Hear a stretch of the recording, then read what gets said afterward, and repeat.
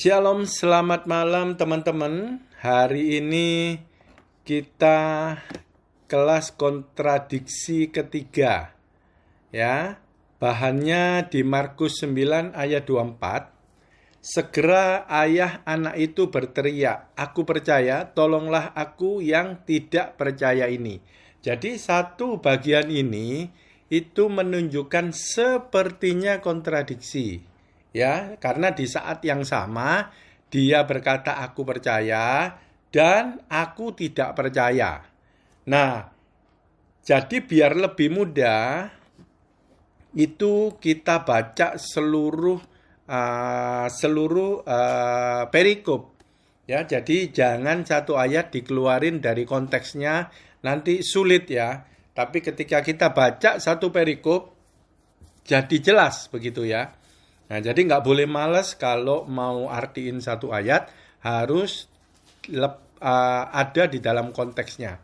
Jadi ketahuan gitu ya. Oke, kita mulai sekarang, pelan-pelan ya belajar ya. Mulai Markus 9 ayat 14. Itu awal daripada cerita ini ya, narasinya ya.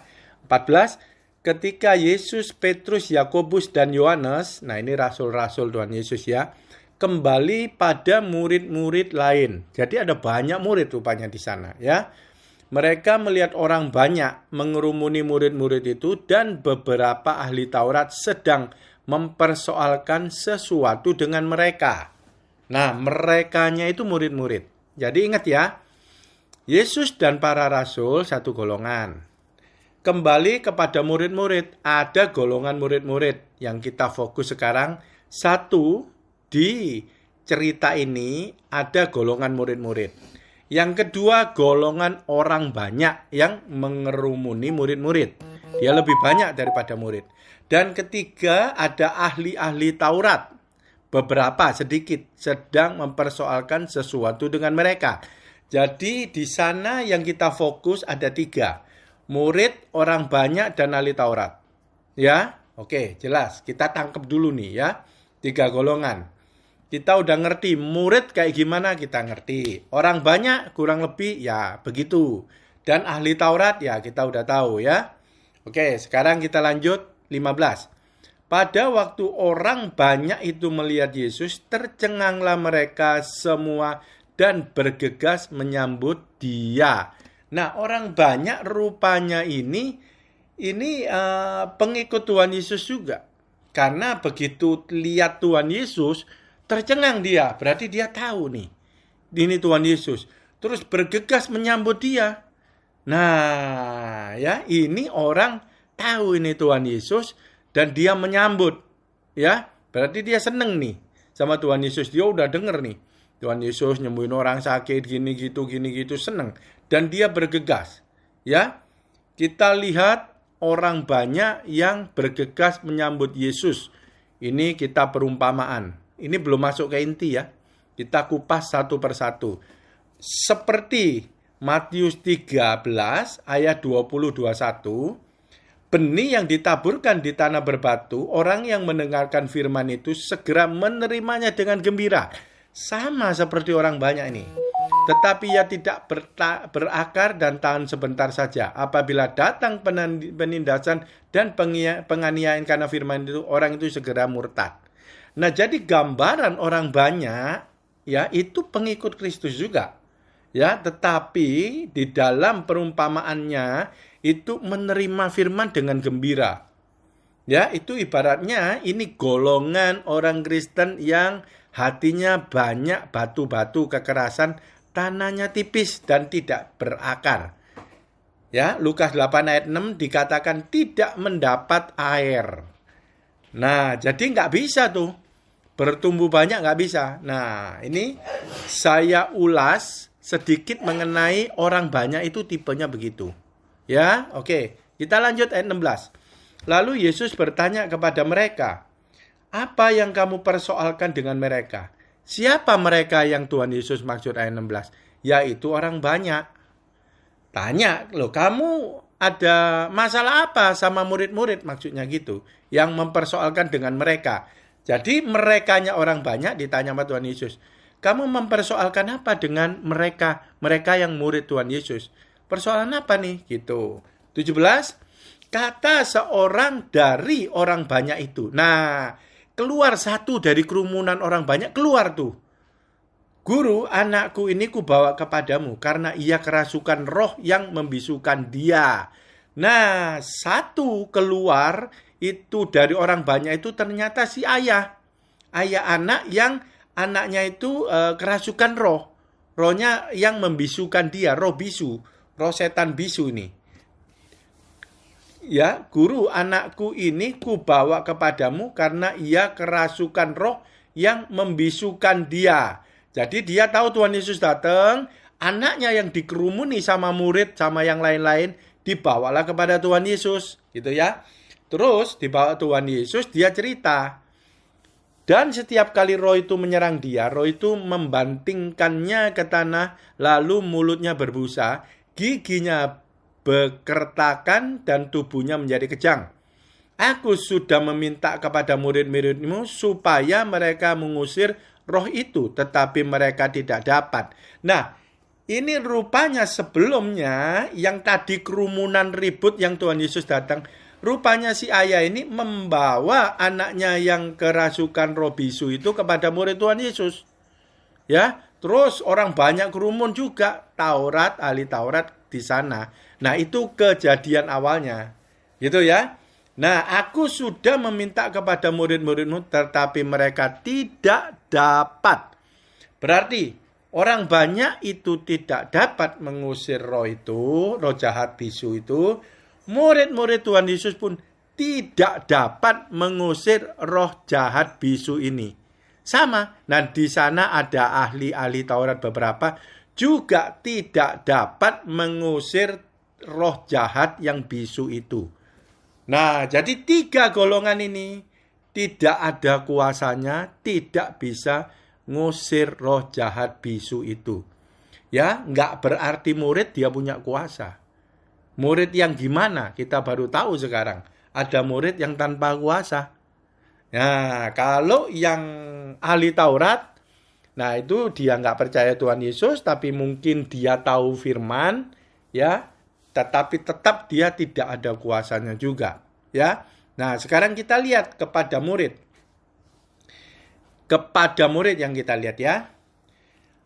Kalau di Matius 13 ayat 22 itu ditaburkan di semak duri. Mendengar firman. Nah ini murid ini. Dia sudah mendengar firman. Ya.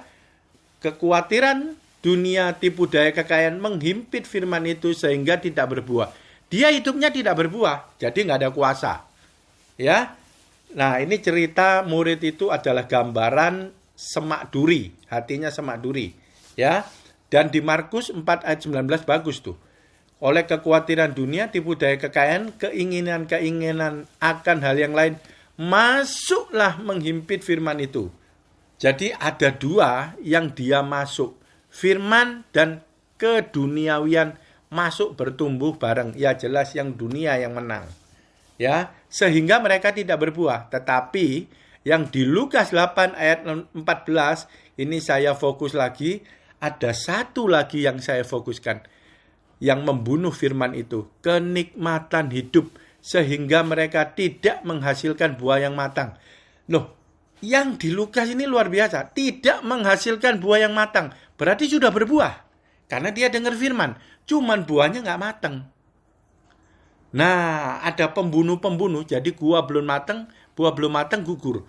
Nah, jadi ada pembunuh-pembunuh firman, yang salah satunya yang saya mau fokuskan ini, saya bacakan kenikmatan hidup. Jadi ada kenikmatan hidup yang membunuh buah. Jadi ada kenikmatan hidup yang menyimpang. Karena membunuh firman. Jadi kenikmatan hidupnya ada kesenangan di luar kehendak Tuhan. Mau senang, tapi di luar kehendak Tuhan kesenangannya. Ini kesenangan yang menyimpang. Ini kedagingan banget. Ini kesenangan kenikmatan hidup yang berdosa. Ya, dia dengar firman, iya dengar. Tapi kenikmatan hidup dia juga mau jalani. Gitu ya. Nah, ini saya diingetin ayat si sulung.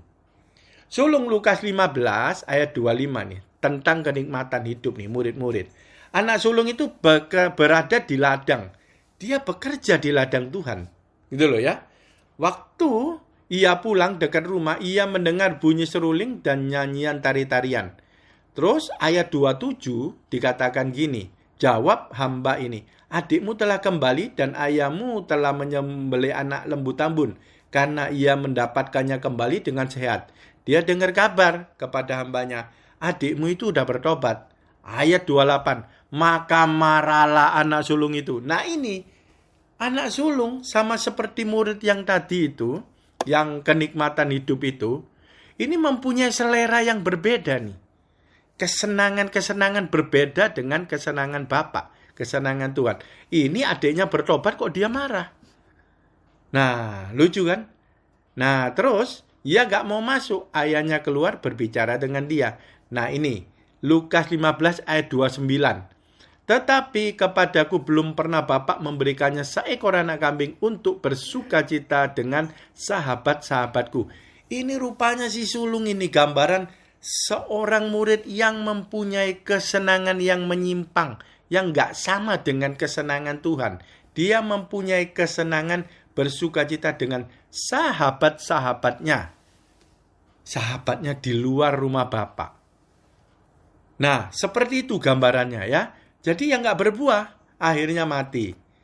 Ya, seperti si sulung ini. Jadi si sulung ini anak padahal, tapi hidup tanpa kuasa. Hidup gak kenal bapaknya. Hidup tanpa keintiman dengan bapaknya. Ya, seleranya berbeda, bukan pertobatan. Seleranya bersukacita dengan sahabat-sahabatnya di luar rumah bapak, artinya orang duniawi. Jadi dia benar-benar Tuhan mau, tapi kenikmatan hidup yang menyimpang keduniawian dia juga mau. Ya, itu gambarannya. Oke, sekarang kita maju ya. Nah, di ayat 19, Markus 9 ayat 19. Maka kata Yesus kepada mereka, hai kamu angkatan yang tidak percaya. Ini Tuhan Yesus ngomong merekanya ini, itu kepada murid. Marah Tuhan Yesusnya, kamu angkatan yang tidak percaya. Karena si ayahnya sudah bawa anak itu kepada murid-murid, tapi tetap gak bisa ngusir roh jahat. Catatan ya, ini sakitnya dikarenakan roh jahat. Setan bisu ya. Kan ada sakit itu, ada yang roh jahat, ada yang benar-benar secara fisik gitu ya. Yang biasa gitu ya. Bukan karena roh jahat. Ini dengan catatan, sakit karena gangguan dari roh jahat setan ya. Nah, si murid ini Tuhan ngomong kamu angkatan yang tidak percaya. Berarti ini angkatan murid sama dengan angkatan orang banyak. Orang banyak juga nyambut Tuhan Yesus. Tapi dia nggak bisa ngusir si roh jahat. Murid juga nggak bisa. Makanya Tuhan Yesus ngomong angkatan yang tidak percaya. Nggak semua murid itu orang percaya rupanya. Di mata Tuhan ya. Kita nggak bisa lihat, tapi Tuhan bisa lihat. Terus Tuhan Yesus ngomong gini, berapa lama lagi aku harus tinggal di antara kamu? Berapa lama lagi aku harus sabar terhadap kamu? Bawalah anak itu kemari. Jadi Tuhan itu rupanya ada tuntutan. Berapa lama kamu ikut Kristen, ikut Tuhan Yesus? Berapa lama kamu jadi Kristen? Kok nggak ada pertumbuhan? Kok sama? Kok nggak ada kuasa? Istilahnya gitu. Ya, hidupmu nggak berbuah, nggak ada kuasa. Ya, itu yang Tuhan tuntut ngomong ya. Ayat 20.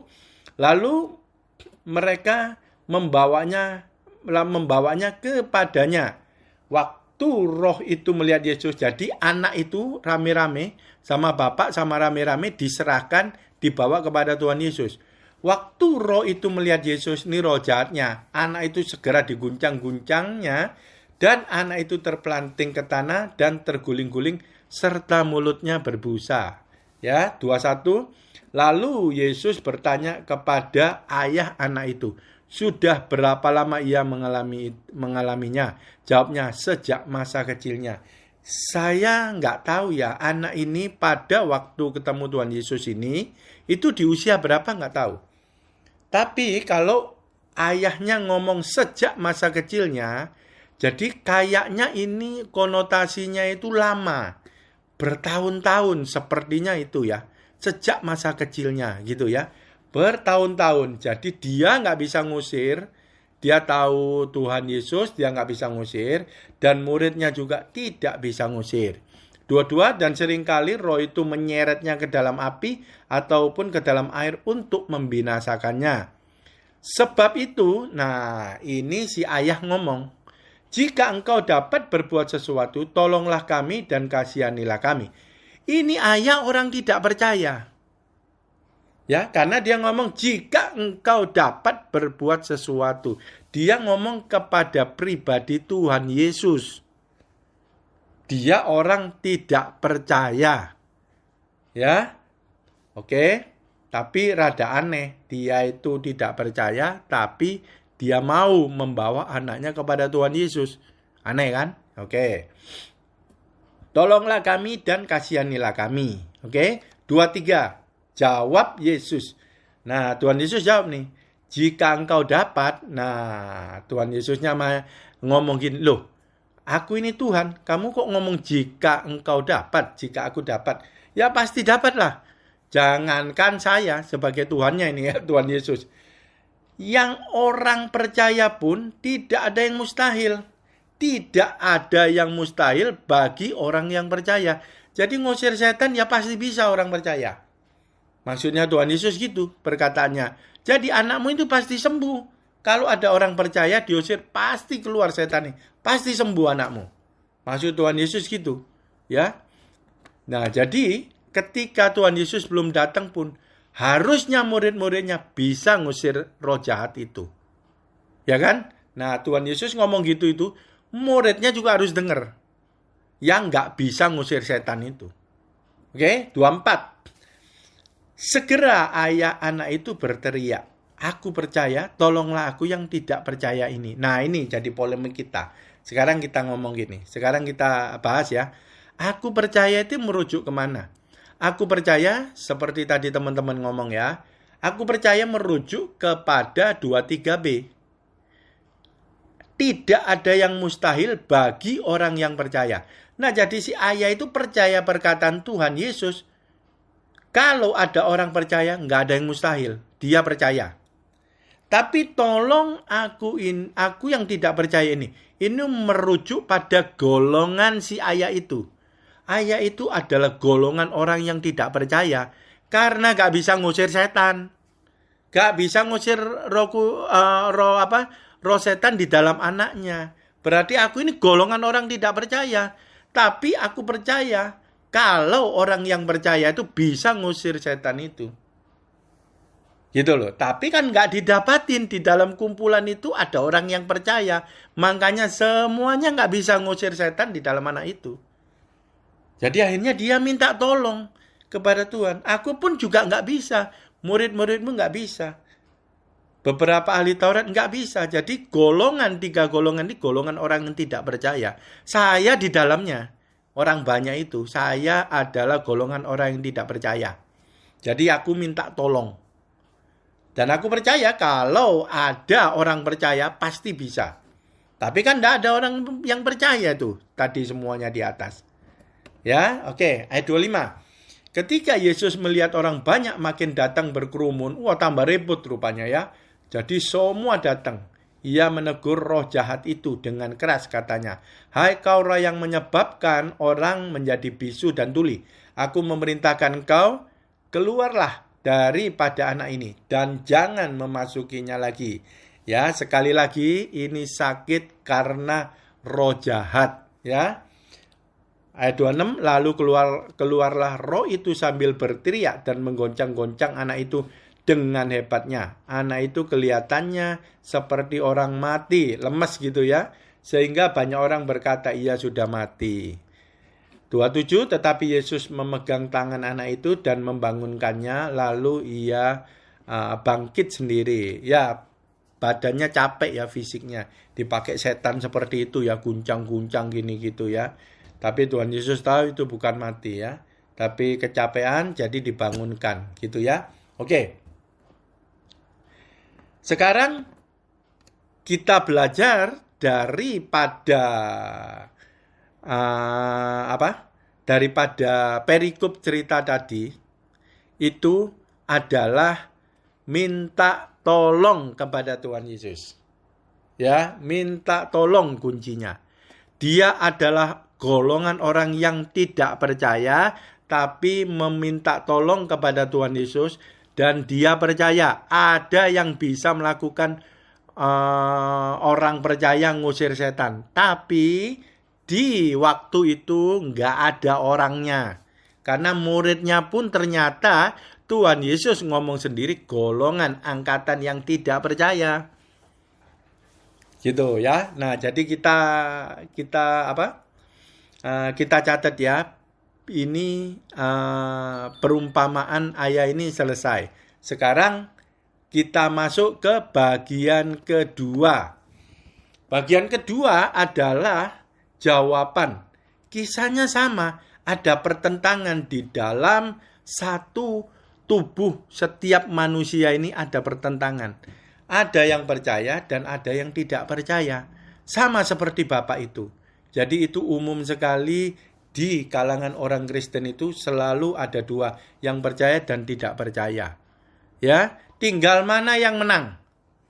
Nah, tapi nasihat daripada Tuhan Yesus, minta tolong kepada Tuhan Yesus supaya yang bagian percaya itu bisa menang, bisa mengatasi bagian yang tidak percaya di dalam diri kita. Nah, itu intinya. Ya, oke, kita baca. Roma 4 ayat 20. Tetapi terhadap janji Allah, ia tidak bimbang karena ketidakpercayaannya, malah ia diperkuat dalam imannya dan ia memuliakan Allah. Nah, ini ya tadi Pak Agus ngomong juga sama dengan firman ke siang-siang itu ya. Nah, jadi sama. Abraham juga begitu. Ya. Dia tidak bimbang, berarti dia percaya. Karena ketidakpercayaan. Jadi yang percayanya Abraham itu mengatasi ketidakpercayaannya di dalam dirinya. Apa kuncinya? Kuncinya di ayat B-nya. Ia diperkuat dalam imannya. Bukan dia yang memperkuat ya, ia diperkuat. Karena iman tidak diproduksi oleh manusia, iman pemberian dari Tuhan. Nah, jadi minta tolong itu kepada Tuhan, Tuhan perkuat imanku. Supaya yang bagianku yang percaya ini tambah kuat mengatasi bagian di dalam diriku yang tidak percaya. Sehingga mujizat itu benar-benar terjadi sesuai dengan kehendak Tuhan. Karena Tuhan menjawab iman. Dan iman berasal dari Dia. Dan iman adalah kehendaknya. Dan ujungnya itu supaya kita nggak salah. Itu dan ia memuliakan Allah. Apapun yang kita minta, apapun itu pastikan itu memuliakan Allah. Bukan berdoa untuk kesenangan yang menyimpang. Yang seperti tadi dikatakan. Ya? Oke. Apa itu diperkuat imannya? Kita udah tahu. Iman itu adalah mendengar perkataan-perkataan Tuhan. Ya. Jadi untuk memperkuat iman, untuk diperkuat imannya, pastikan hanya satu yang perlu. Maria mengambil bagian yang terbaik, yang tidak akan diambil darinya. Duduk diam di kaki Tuhan dan terus mendengarkan perkataannya. Itu diperkuat imannya. Posisi Maria, Yosua 1 ayat 8. Itu diperkuat. Tuhan ngasih iman, memperkuat iman. Pakai apa? Pakai pengenalan akan Tuhan, yaitu firman, pengertian, pewahyuan. Hosea 4 ayat 6, umatku binasa karena tidak mengenal Allah, karena engkaulah yang menolak pengenalan itu. Tuhan mau memperkuat, tapi orang Kristen manusianya itu yang menolak pengenalan. Dia nggak mau di posisi Maria. Dia nggak mau Yosua 1 ayat 8. Itu dianggap menolak pengenalan. Karena Tuhan maunya itu yang percaya kita mengatasi yang ketidakpercayaan. Tuhan selalu mau memperkuat iman kita. Karena ada di iman itulah jawaban-jawaban semua pergumulan kita. Tidak ada yang mustahil bagi Dia. Berarti yang percaya juga tidak ada yang mustahil. Karena yang mengerjakan Tuhan bukan kita. Ya, Roma 10:17 dikatakan iman timbul dari pendengaran oleh firman Kristus. Matius 6:33, carilah dahulu kerajaan Allah dan kebenarannya, maka semuanya itu akan ditambahkan kepadamu.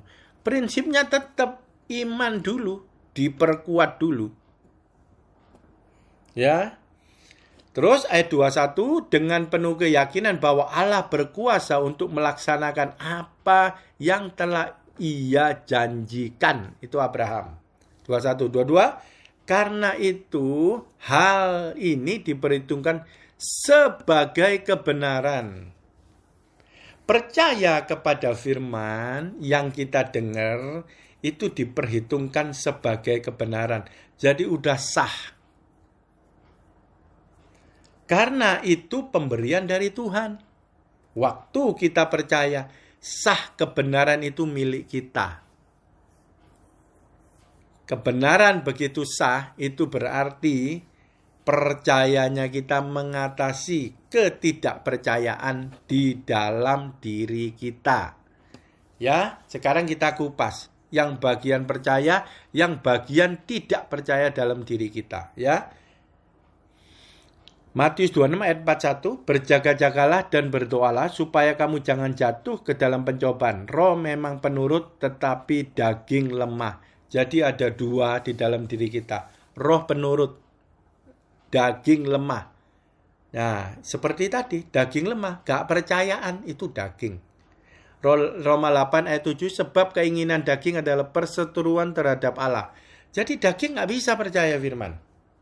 Selalu roh yang nurut kepada firman. Ketika sudah lahir baru, roh kita itu baru dan itu diberikan kepada Tuhan, roh menurut kepada firman. Ya. Jadi, siapa yang percaya? Roh kita. Siapa yang tidak percaya? Daging kita. Jadi udah jelas tuh, si ayah Abraham dan hidup kita sendiri udah tahu apa yang mau diperkuat. Kita memperkuat enggak bisa. Karena yang memperkuat roh adalah Tuhan. Melalui pengenalan akan Dia. Itu namanya iman. Ngerti. Klik. Daging kalah. Percaya. Roh mengatasi daging kita. Nah ini lucu. Matius 26 ayat 41 hebat. Diawali dengan berjaga-jagalah. Jadi apa itu berjaga-jaga? Posisi Maria. Merenungkan firman, itu berjaga-jaga. Roh setiap saat ada di atas, mengatasi kedagingan kita, itu berjaga-jaga. Ketika orang itu sudah hilang keintiman, gak di posisi Maria, hilang keintiman sama Tuhan, itu masuk tuh hal-hal duniawi semua. Seperti tadi semak duri, menghimpit akhirnya firman mati. Karena dia tidak berjaga-jaga. Yang duniawi semua masuk itu auman sisinga, itu dimotori semua oleh setan-setan itu melalui duniawi ini. Ya. Nah, sekarang udah tahu kalau nggak berjaga-jaga, menolak pengenalan, umatku binasa karena tidak mengenal Allah. Kamu meninggalkan keintiman sama Tuhan, menolak pengenalan akan Tuhan, nggak berjaga-jaga. Akhirnya yang tidak percaya kita lebih besar daripada percaya.